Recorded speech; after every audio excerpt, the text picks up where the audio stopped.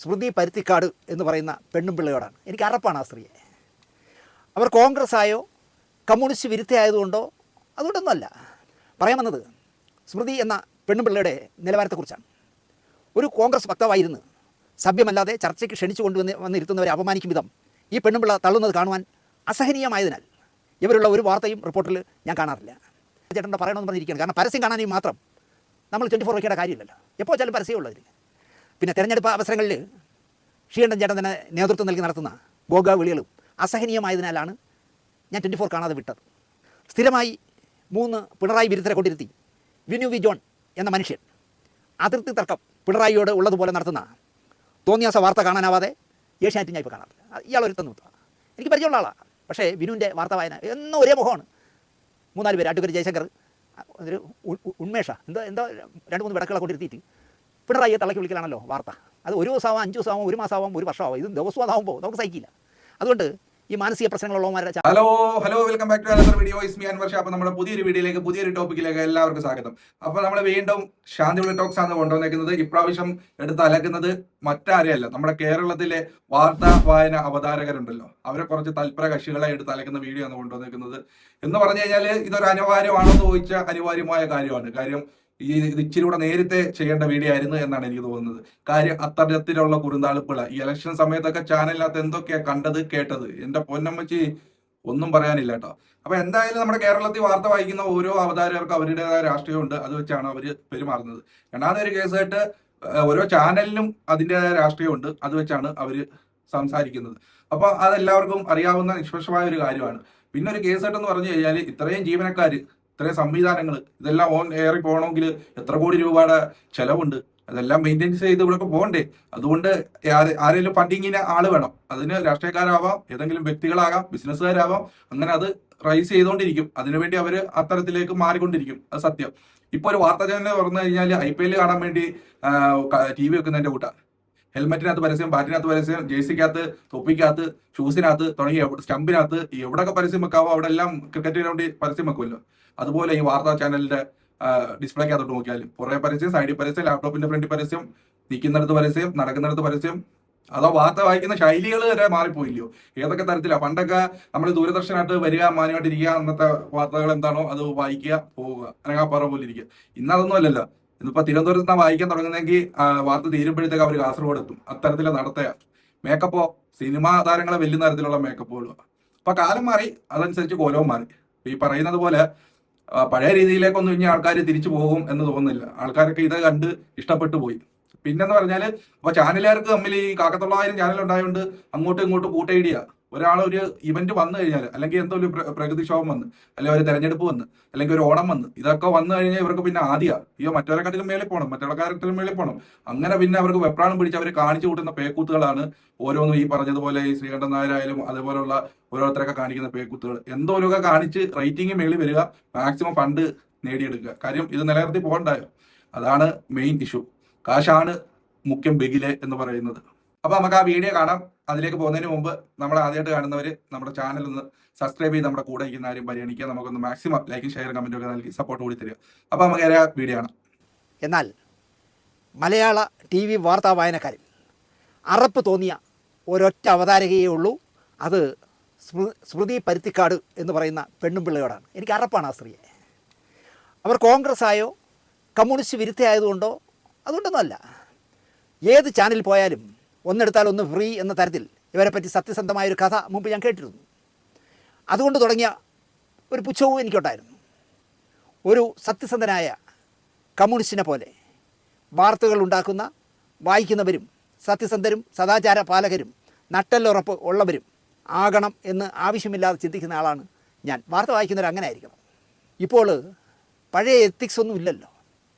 സുജയ പാർവതിക്ക് 24/7 മലയാളം കൊടുത്ത ഹൈപ്പും, റിപ്പോർട്ടറിൽ നിന്ന് പോയ സുജയ പാർവതി റിപ്പോർട്ടറിൽ നിന്നാണ് പോയത്. സുജ അങ്ങനെ എന്തോ ഒരു പെൺകുട്ടി റിപ്പോർട്ടറിൽ അല്ല 24/7 മലയാളത്തിൽ നിന്ന് പോയല്ലോ. അവർക്ക് 2 പേർക്കും, സുജയ്ക്കായാലും മറ്റേ ഞാൻ പേര് വിട്ടുപോയ ആ പെൺകുട്ടിക്കായാലും, അവർക്ക് കൊടുത്തിരുന്ന സ്വാതന്ത്ര്യവും ഇട്ടെറിഞ്ഞ് ശമ്പള വർധന എന്ന ഒറ്റ കാരണത്താൽ ബിഗ് TVയിൽ അവർ ചാടിക്കേറി.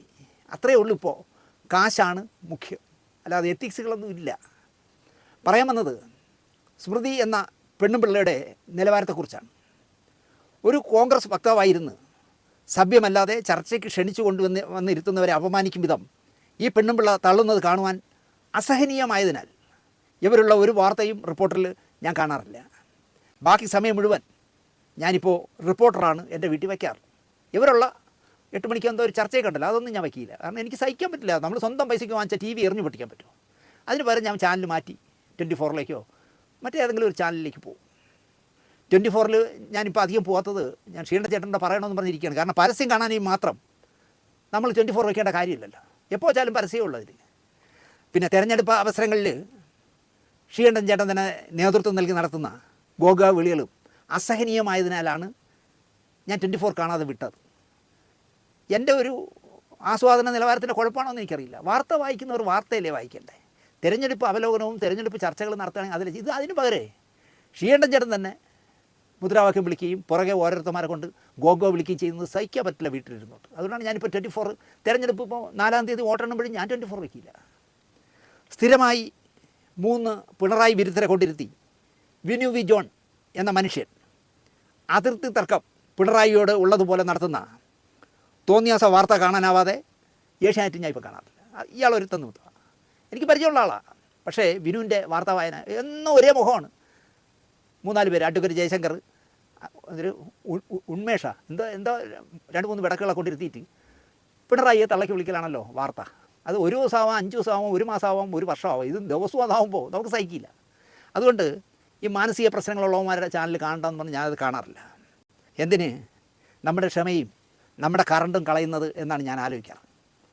റിപ്പോർട്ടറിൽ മൂക്കും തുറന്നു പിടിച്ച് ഈ പെണ്ണുപിള്ള KPCCയുടെ PRO ആയി നടത്തുന്ന വാർത്താ വായന ഉടമയായ ആൻറ്റിൻ അഗസ്റ്റിനെ പോലും പോടാ പുല്ലേ എന്ന തരത്തിൽ കാട്ടിക്കൂട്ടുന്ന കോപ്രായങ്ങൾ സഹിക്കാവുന്നതിനും അപ്പുറമാണ്.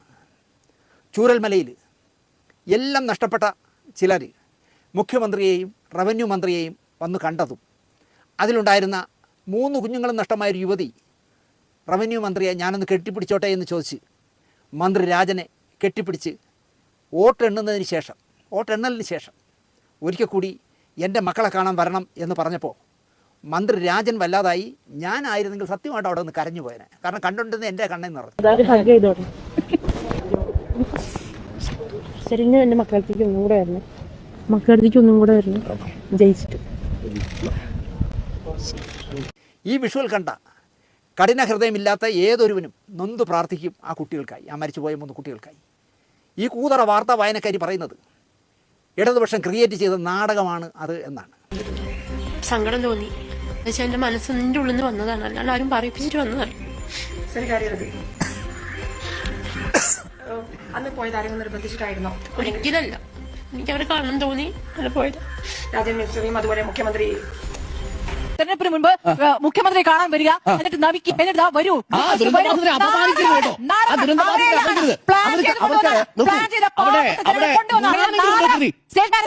ഞങ്ങളിപ്പോ മരിച്ചു ജീവിക്കുന്ന ജീവിച്ചവങ്ങളാണ്. ഞങ്ങളെക്കുറിച്ച് ഓരോ വേണ്ടാധീനങ്ങൾ ഈ ചാനലിലൂടെ അങ്ങനെ പറയുന്നത് കേൾക്കും. ഞങ്ങൾക്ക് ശരിക്കും പറഞ്ഞാൽ വലിയ വിഷമമുണ്ട്. നമ്മളെ ചേർത്ത് പിടിക്കുന്നവരല്ലേ നമ്മൾ സ്നേഹിക്കുന്നത്. അങ്ങനെ കാണാൻ തോന്നി, അങ്ങനെ പോയതാ. ആരും നിർബന്ധിച്ചു കൊണ്ടേതല്ല.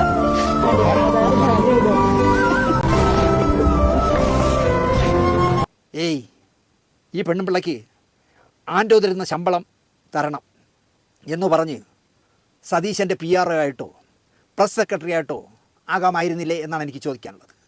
വായനക്കാരുടെ ചട്ടയിടേണ്ട ഒരു കാര്യമില്ലായിരുന്നു എന്ന് ഞാൻ പറയുന്നു. ആൻഡോ അഗസ്റ്റിൻ തരുന്ന ശമ്പളം തരണം. ഞാൻ പറ്റിയ പാർട്ടിയാണല്ലോ, VD സതീശൻ്റെ PRO ആവാം അല്ലെങ്കിൽ പ്രസ് സെക്രട്ടറി ആവാമെന്ന് പറഞ്ഞാൽ അതിൽ പോയാൽ മതിയായിരുന്നു. കാരണം അങ്ങനെയാണ് വാർത്ത വായിക്കുന്നത്. അങ്ങനെയല്ലല്ലോ വാർത്ത വായിക്കുന്നവർ ചെയ്യേണ്ടത്. ദേശാഭിമാനിയുടെ ശമ്പളം വാങ്ങിച്ച ഒരു മനുഷ്യൻ്റെ മകളാണ്. തുടക്കകാലം കൈരളി ചാനലിൽ മുട്ടയിട്ടിരുന്നു എന്നും പറയുന്നു. എന്തോ സാമ്പത്തിക കുഴപ്പം കാരണം പാർട്ടി അകറ്റി നിർത്തിയ മനുഷ്യനാണ് ഈ പെണ്ണുപിള്ളയുടെ തന്ത എന്നും പറയുന്നു. CPM-കാർക്ക് ഞാൻ ശത്രുവായതിനാൽ ആരോടും ഇക്കാര്യം എനിക്ക് സംസാരിക്കാനാവില്ല. ആരും അല്ലെങ്കിൽ ഞാൻ ചോദിച്ചാൽ തുറന്ന് പറയുകയില്ല എന്താണ് പ്രശ്നം. ഇവർ 3 കുട്ടികൾ മരിച്ചുപോയ ഒരു അമ്മയെ കളിയാക്കിയാൽ ഹൃദയപക്ഷത്തുള്ളവർ എടുത്തു കൊടുക്കുക സ്വാഭാവികമാണ്. ഉടനെ ആൻഡോ ചാടി ഇറങ്ങിയിരിക്കുന്നു സൈബർ കേസുമായിട്ട്. എന്തിനാ ആൻഡോ അഗസ്റ്റിൻ ഇവർക്ക് വക്കാലത്ത് എടുക്കുന്നത് എന്നാണ് എനിക്ക് ചോദിക്കാനുള്ളത്. എനിക്ക് ആൻഡോയെ ഇഷ്ടമാണ്. അയാളെ മരമുറി ചാനലിൽ എന്തൊക്കെയോ പേരുകൾ പറഞ്ഞ് പലരും കളിയാക്കും. അയാൾക്കൊരു നിലപാടുണ്ട്, ചങ്കൂറ്റമുണ്ട്. അയാളെ ചാനലിനെതിരെ ഡൽഹിയിൽ നിന്ന് ഇണ്ടാസിറക്കിയിട്ട് പോലും, അല്ലെങ്കിൽ ആരെയും എന്തും വിളിക്കാൻ തയ്യാറുള്ള ശോഭാ സുരേന്ദ്രനെ പോലുള്ളവരെ പോലും ഇണ്ണാറാന്ന് വരപ്പിച്ച ആളാണ് ആൻറ്റോ. എനിക്കതുകൊണ്ടാണ് ആൻറ്റോയെ ഇഷ്ടം. ആ ആൻറ്റോ ഈ പെണ്ണുപിള്ളയുടെ വക്കാലത്ത് എടുക്കരുതായിരുന്നു. നേരെ പോയിട്ട് സൈബർ കേസ് കൊടുത്തിരിക്കുന്നു ആൻറ്റോ. അക്ഷന്തവ്യമായ തെറ്റാണ് മിസ്റ്റർ ആൻറ്റോ നിങ്ങൾ ചെയ്തത് എന്ന് ഞാൻ പറയും. ഈ പെണ്ണുപിള്ളയെ പിരിച്ചുവിട്ട് മാതൃക കാണിക്കണമായിരുന്നു. വേണുഗാനം വായിച്ച് ബിഗ് ടി വിയിലോ മറ്റോ പോട്ടെന്നേ. കാര്യം എന്തൊക്കെ പറഞ്ഞാലും ആ സുജാ പാർവതി ഒരു ചാണകത്തിൽ ചവിട്ടുമെങ്കിലും പാവമായിരുന്നു. ഇപ്പോൾ വാർത്തകളിൽ ഈ പെണ്ണുപിള്ള കരച്ചിലാണ് പ്രധാന കലാപരിപാടി. റിസൾട്ട് വരുമ്പോൾ 4-ാം തീയതി റിസൾട്ട് വരുമ്പോൾ ഈ പെണ്ണുപിള്ളയ്ക്ക് വട്ടാകാതിരുന്നാൽ കൊള്ളാം. എങ്ങനെയാണോ റഫറി ഗോളടിക്കുന്ന പോലെയല്ലേ ഈ ചെയ്യണേ? അങ്ങനെ ചെയ്യാമോ ഒരു വാർത്ത അവതാരക? എം എം മണിയാശാനോട് ചോദിക്കുകയാണ്, താങ്കളൊരു സ്ത്രീ വിരുദ്ധനല്ലേ എന്ന്. മനസ്സിലായോ? അദ്ദേഹം പറഞ്ഞു, പെണ്ണുപിള്ളേ, 5 പെൺമക്കളുടെ അച്ഛനാണ് ഞാൻ. ആ എന്നെ ആണ് നിങ്ങൾ സ്ത്രീ വിരുദ്ധൻ എന്ന് വിളിക്കുന്നത്. നിങ്ങൾക്ക് സാരമായ തകരാറുണ്ടെന്ന് അങ്ങനെ കൊണ്ട് പറയിച്ച്. ഇങ്ങനെ ആരും സംസാരിച്ചാലും സഭ എന്തോ യാതൊരു കൂസലും ഇല്ലാതെ എന്തോ മണ്ടത്തരവും വിളിച്ച് പറയുക, എന്ത് വിവരക്കേടും വിളിച്ച് പറയുക, എന്നിട്ട് ക്യാമറയ്ക്ക് മുന്നിൽ ഇരുന്ന് മോങ്ങുക. കഷ്ടമാണ്. ആൻറ്റോയോട് എനിക്ക് പറയാനുള്ളത്, എത്രയും പെട്ടെന്ന് ഈ സ്ത്രീയെ അവിടെ നിന്ന് പിരിച്ചു വിട്ടില്ലെങ്കിൽ നിങ്ങളുടെ ചാനൽ താഴെ പോകും, ഉറപ്പാണ്. നിങ്ങൾ വിചാരിക്കുന്നത് കോൺഗ്രസിൻ്റെ പക്ഷം പറയാൻ ഒരാൾ ഇരിക്കട്ടെ, എല്ലാ പക്ഷത്തിൻ്റെയും ഓരോ ആൾക്കാർ ഇരിക്കട്ടെ എന്ന് വിചാരിക്കുന്നുണ്ടായിരിക്കാം. ഇപ്പോൾ ഞങ്ങളുടെ സുജാ പാർവതി അവിടെ നിന്ന് പോയിട്ട് നിങ്ങളുടെ ചാനലിന് എന്തെങ്കിലും വീഴ്ച വന്നോ? ഇല്ലല്ലോ. നിങ്ങൾ ധൈര്യമായിട്ട് ഇതിനെ പറഞ്ഞു വിടണമെന്നാണ് എനിക്ക് പറയാനുള്ളത്. അവർ KPCC ഓഫീസിൽ PR ആവട്ടെ, അതിന് മാത്രമേ ആ സ്ത്രീ കൊള്ളാവൂ.